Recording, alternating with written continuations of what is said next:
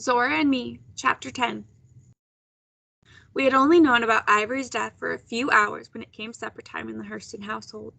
The news had spread through Lake Maitland and Eatonville, and a pall had already fallen on the whole town. Like many a traveling man, Mr. Hurston wanted nothing to dampen his spirits before a trip, and so he determined not to let the evil of the world spoil his last night with his family before leaving to preach in Orlando for a week. Mr. Hurston had been home only 2 weeks since his last trip, and to make up for another absence so soon, he promised each one of the Hurston boys and girls a gift of their choosing from the big town. Sitting around the dinner table that night after a good filling meal of hoe cake and collards, it felt like the sun was shining indoors. Pitchers of fresh squeezed lemonade rushed down our throats. Sarah went first. She was far and away her father's favorite, but she never rubbed it in. She didn't have to. I had known the Hurstons my entire life. During that time I had never seen Sarah with a trailing hem, a hair out of place, or a grass-stained dress, and I learned from watching her that a daddy's girl isn't a kind of person but a species. Neither Zora nor I belong to it. I want some lace, Daddy, to trim my recital dress with. Sarah was the only one who was allowed music lessons proper. In fact, Mr. Hurston had bought a piano for Sarah alone. Mr. Hurston beamed with pride. What color you want, honey? Sarah, prim and proper, beamed back. Pink and white, Daddy, Sarah cooed. Then, darling, that's what you'll get. And so went the ritual. John wanted a chemistry book, anything about chemistry. Joel pleaded his case for multicolored jacks. Even the baby of the family, Everett, sitting on his mother's lap, knew when it was his turn. He couldn't make words yet, but he made enough sounds to get his point across. I think my baby boy is telling me he wants a new rattle. Mr. Hurston laughed, and the rest of the table laughed with him. Everett laughed too, and that made his father roar. Satisfaction was still in the air, and Mr. Hurston was sucking it up in gulps. Then it was Zora's turn. Daddy, I don't care about a gift, she said. I want to talk about the man they found by the tracks. As soon as the words left Zora's mouth, you could see the good feeling flee the room. We froze in our seats. Mr. Hurston gripped the arms of his chair and pushed slowly back from the head of the table, his eyes fixed on Zora. Baby Everett looked up at his mother, but even he didn't make a peep. Mrs. Hurston looked at her husband as if her eyes alone could temper him. They couldn't. Her understanding of Zora's curiosity and conviction was no match for Mr. Hurston's sudden rage. Before Zora could continue her story, her father stood and placed his palms flat against the table. Girl, he said with a roll of thunder on his tongue, we will not talk about such things at my table. Some people feel a child should not speak unless spoken to. Mr. Hurston didn't mind if children talked, so long as we didn't say anything he didn't want to hear. That meant the questions children ask when something terrible happens were especially out of bounds. Zora was a slow student of that school on the best days. She blinked hopefully. But, Daddy, I think I know what killed him, and we got to do something. We just got to. I wanted to slide under the table and hide until the storm passed. Do you? Do you think you white? Mr. Hurston was shaking with anger. His face was twitching. Wanting to talk about death right here at the dinner table? That is the kind of thing white folks do.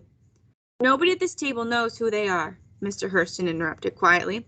I beg to differ, Lucy. I beg to differ. But this ain't between me and you. It's between me and this child. Zora stood up slowly, slid her chair under the table, and stood behind it. I could see it took all the courage she had. Saying what I know and wanting answers, she said, doesn't make me white. I know who I am. I'm Zora. Of all the Hurston children, Zora looked the most like her father, and I think the likeness only fueled his anger. Sometimes there's nothing more aggravating than looking in a mirror. From what Mrs. Hurston told us, her husband had been glad to open his heart and home to his third child and first daughter when Sarah was born. He just never counted on having to do it a second time. The one thing in John Hurston's life that had truly surprised him was Zora being born a girl. He often said that he couldn't forgive Zora for playing such a trick on him. Just by being born, she had proven that not even the affairs of his own home were totally under his control. And if there was one thing Mr. Hurston didn't like, it was being shown up. Sit, Zora, Mrs. Hurston spoke in a calm, low voice. Sit down, child. Zora hated to disobey her mother, but she set her lips and shook her head, never meeting her mother's gaze.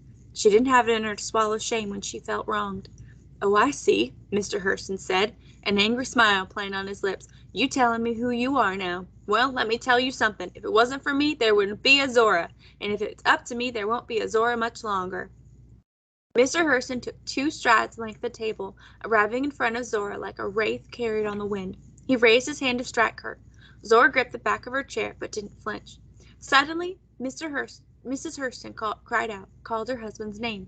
That one sound, that one syllable, was a brick wall shielding her daughter's face from her husband's hand. I can't count the times I saw Mr. Hurston's love of his wife spare Zora physical pain, but he never spared Zora other kinds of hurt. Do you know what being white is? Being white is wanting things that are out of your reach. And for white folks, that's fine and dandy, 'cause they stand niggers one on top of the other to pull down from the sky what they want. But you don't got no ladder, Zora. Zora jerked her head back. His words fell on her like a blow. That's enough, Lucy Hurston said.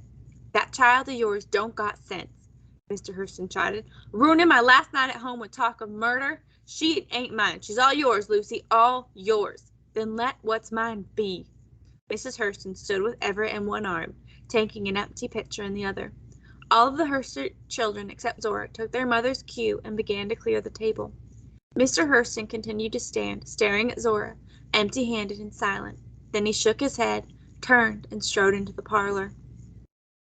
Zora sulked away toward the front door, and I followed her. She turned around and looked at me when we got to the gardenia bushes. I don't feel much like talking, Carrie. There was a quiver in her voice. All righty, I responded. You'll feel better if I don't say anything. So that's what I'm going to do. Stand here beside you without saying a word. Zora tried to smile, but she couldn't manage it and unleash her tears too. So she made a face somewhere between getting a cramp in your foot and a gnat in your eye. We sat for a half hour or so, not talking, just smelling the gardenia and listening to the cicada sing. Walking home later, I thought about the difference between a mama's girl and a daddy's girl. I decided that a daughter who belongs to her daddy expects gifts, while a daughter who belongs to her mama expects a lot more, not from her mama, but from herself.